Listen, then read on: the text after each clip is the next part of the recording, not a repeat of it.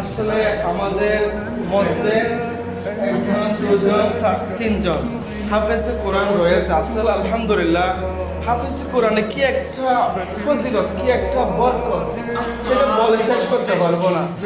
আসলে আমাদের মধ্যে সম্মানিত আইয়ুব ভাই হাফেজে কোরআন হয়। আসলে আমরা হাদিস শরীফে পড়েছি, मेरा नबी सल्लल्लाहु अलैहि वसल्लम ने कहने लगे, অর্থাৎ আমার নবী বলতেন, जो हाफिज कुरान जो है, যে ব্যক্তি হাফিজ কুরআন হয়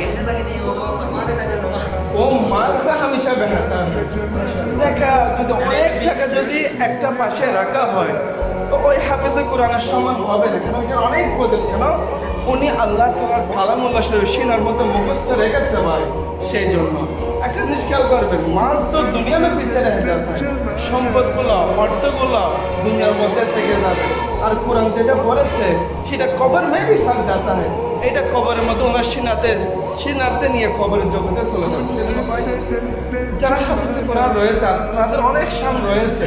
বলো হাফিজে, আপনি কিছু বলেন।